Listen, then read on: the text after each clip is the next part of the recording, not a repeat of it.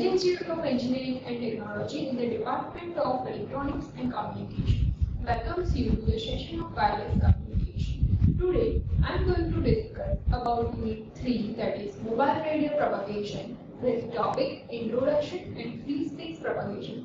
So, let's start the session. First of all, why mobile radio propagation is necessary, or what are the challenges in the propagation in wireless communication. So mainly when we consider one system, one wireless system, so there may be a case of a transmitter, receiver, the distance between transmitter and receiver, and the method of propagation also matters. Even the various types of propagation and the basic propagation techniques available matters, and according to that particular method used for this wireless system, the performance of wireless system may degrade. So these are some challenges that are to be faced in wireless communication system.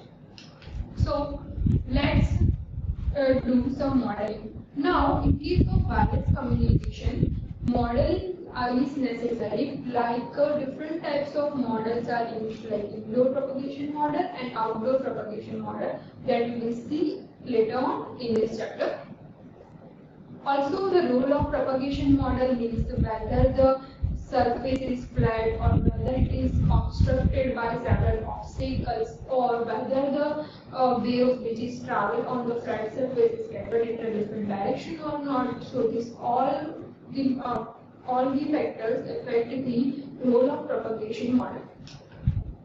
Now, first let's take the case of large-scale propagation. This is the first type of propagation technique, large-scale as well as the small-scale propagation. So, in case of large-scale propagation, we can say that the propagation model predicts the mean signal strength of transmitter and receiver by the distance between the transmitter and receiver is taken. Here, in case of large scale, we consider that the wavelength is much higher compared to the small scale propagation model, and in this case we can say that the basic propagation models that are used in this type of propagation models are reflection, diffraction and scattering. Here in this figure you can see that there is three types of propagation equation are there, in which you have to mention the signal strength. Here the signal strength is affected on the term alpha, that is called as the gain factor. Here the diffraction at the different edges are taken into consideration, and if you see in this figure that in case of building, the wave is influenced with the angle EI theta, and then it is propagated with the ER, means reflected signal strength. So in this case the diffraction at different edges are taken. So here the diffraction at the different edges are taken, and with that we can say that there can be three types of model, that are reflection, diffraction and scattering. So let's see about it in detail. First of all, about the other propagation model. Apart from the reflection, diffraction and scattering, there can be a line of sight LOS or the multi-path distance between the transmitter and receiver. Here in this figure you can see that between the transmitter and receiver, if there is a direct path in between them, then it is called as a LOS, means line of sight. And if there is no direct path available between transmitter and receiver, so here in this figure you can see that there is some building present in between the transmitter or receiver, or some other obstacles present. So in that case we can say that there is a multipath propagation occur, and due to this type of multipath propagation, the signal strength will reduce. So this is called multipath effect. Now let's see what is fading. So fading is the fluctuation in the signal strength, and based on the fading and various propagation methods, we can see or the modeling techniques for propagation, that are first is free space propagation model, second one is two-ray ground reflection model. This second method is based on the propagation model, that is reflection. The third is knife edge diffraction model. This third method is considered when the distance between transmitter and receiver receiver is obstructed by several obstacles. So this is called as a knife edge diffraction model. The fourth one is long distance path loss model. In case of long distance path loss, the received signal power is measured, and according to that received signal power, the path loss will be calculated. The next one is log normal shadowing. In case of log normal shadowing, the Gaussian distribution function will be calculated, and based on this, we will do some analysis. The next one is indoor and outdoor propagation model. Again, these indoor and outdoor propagation models are classified into the further categories, that are the Hatta model or Okumura model or log distance model. So these are the list of propagation models. We will discuss about each one later on. First, let's take the case of free space propagation model. First, the question is when one can use this model.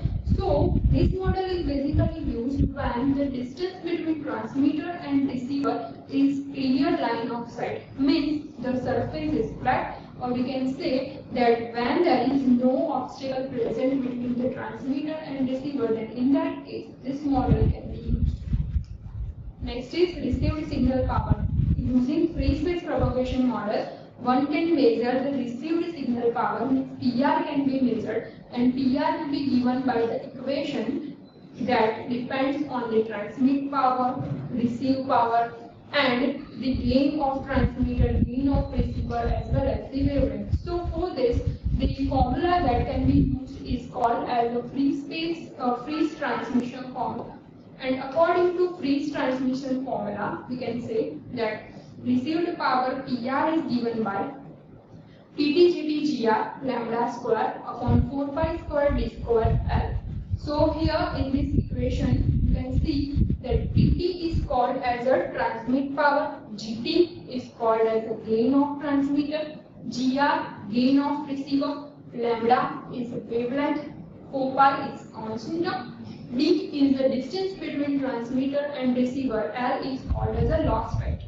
So here loss factor is by default taken as L equal to 1 if it is not given in the problem statement.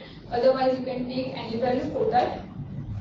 Here one other consideration should be taken, that if the gain of the antenna is not given. Now if we talk about the gain of antenna, that can be either the transmitter side or can be a receiver side. So that gain can be calculated based on the aperture of antenna, and it is given by the equation, that is G equal to 4 pi AE upon lambda square, where AE is called as a effective aperture and lambda is called as a wavelength. So here again you can calculate the gain of antenna based on the effective aperture, and again this effective aperture is based on the aperture efficiency that can depend on the physical aperture of antenna. Either it can be on transmitter side or it can be on the receiver side. So it will depend on the aperture of antenna and physical aperture. So basically the aperture efficiency is the multiplication of effective aperture and physical aperture. Now the effective isotropic radiated power. For the effective isotropic radiated power, we can use the unity gain antenna, or we can say that if the antenna will transmit in all the directions equally, then it is called as an isotropic antenna, and for that we can say that it is given by the PT into GT, where PT is called as a transmit power and GT is a gain of transmit. Here again the path loss for the free space model can be calculated using the Friis transmission formula, and Friis transmission formula is based on the received power. So if we know about the received power, one can easily calculate this path loss, because path loss is a factor of the distance between the transmitter and receiver and the constant 4 pi. So here the path loss will be given by the tan log of PR upon PT, means depends on the received power as well as the transmit power. Here if you see the equation, that equation is minus tan log of lambda square upon 4 pi square d square. So here you can also use the equation like tan log 4 pi d upon lambda square. This negative sign is because of the term that is in the denominator. So you can either use the formula 10 log of 4 pi d upon lambda square, or either minus 10 log of lambda square upon 4 pi square d square. Here in this equation, the unity gain of antenna will be taken, and for the unity gain antenna, we can say that Gt and G are equal to 1, means the antenna that is taken is the isotropic antenna.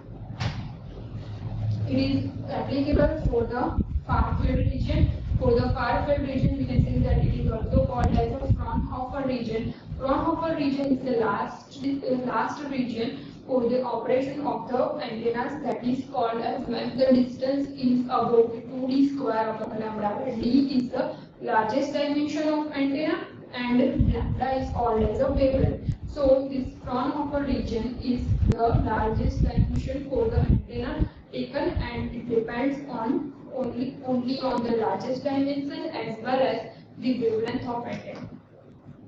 Now based on this, let's take one example.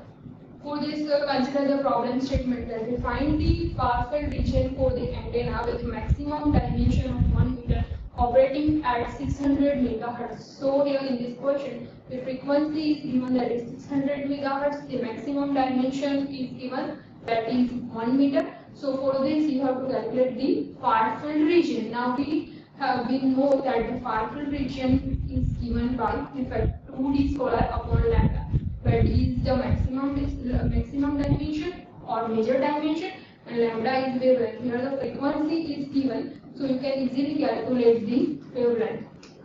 So wavelength lambda is given by c upon f, means the free space speed divided by the frequency. Here the free space speed is 3 into 10 raised to 8, because here the velocity is not mentioned in the question, means the wave is traveling in the free space. If wave is traveling in the free space, then the equation for lambda is given by c upon f. So c is 3 into 10 raised to 8 and f is 600 megahertz. 600 into 10 raised to 6 means the answer is 0.5 meter. If you want to calculate the far field region, then you have to put this value of wavelength in the equation of far field region. It is given by 2d square upon lambda, where d is the largest dimension, maximum dimension. So 2 into 1 square upon lambda means 0.5 square. If you put all the values in this equation, you get the answer, that is 2 into 1 square upon 0.5. So you get the answer, that is 4 meter. So this is the far field region where the antenna can be operated. Now let's take another example for this. Here in the problem statement, consider that if the transmitter is producing a 50 watt of power, express the transmit power in the units of dBm and dB volt. Okay, and the second part of this problem statement is if 50 watt is applicable for the unity gain of antenna, if 50 watt is available for the unity gain of antenna operating at 900 MHz, then find the received signal power in the unit of dBm. So for the unit dBm, first let's calculate the first part, that we have to find out the power for the dBm as well as for the dB volt. So first let's take the case of transmit power in dBm. So first it is given by the equation, that is 10 log of Pt upon 1 millivolt. Pt is transmit power. Here transmit power is given in the equation, that is 50 watt in the problem statement. So 10 log of 50 divided by 10 raised to minus 3, because we go to calculate in the milli. So we have to divide the term by 10 raised to minus 3. It's 10 log of 50 divided by 10 raised to minus 3. So it gives answer 46.98 dBm in milli. Okay, now if we want to calculate the transmit power in dB volt, then already in the problem statement the transmitter produces a 50 watt of power. So we have to simply put the value 50 as it is in the equation of the transmit power, and that is given by 10 log of Pt divided by 1 watt. So 10 log of 50. So 10 log of 50 is 17 volt. Now let's calculate the second part of this problem statement, that is received signal power for 50 volt. So according to Friis transmission formula, we know that the PR received power is given by the CT/GT/GR lambda square upon 4 pi square d square. So we have all the values of transmitter power, gain of transmitter, gain of receiver. 4 pi is a constant term, and the distance between transmitter and receiver, that is 100 meter. So if we put all the values in the equation of breeze transmission formula, then it is given by 50 into GT into GR. 50 is the transmit power, GT and GR, here the unity gain of antenna is mentioned, and if the gain of the antenna are unity gain, then you have to put the GT and GR equal to 1, that is here. So GT and GR equal to 1, lambda is called as C upon F, means free space speed upon frequency. So it is calculated as 1 upon 3 because 3 into 10 raised to 8 and the frequency is 900 megahertz. So we can get the 0.33 and 0.33 can be written as 1 upon 3. So PT GT GR lambda square upon 4 pi square D square. If you put all the values in the equation, you get the answer, that is 3.5 into 10 raised to minus 3 millivolt. Okay. So this is the example related to free space propagation model. Okay. You can also calculate the same millivolt power in terms of dBm. Therefore, calculating the answer in the dBm, we have to divide the term by 10 raised to minus 3. Okay, so if you have any queries or doubts, you can ask me on my email ID. Thank you for watching.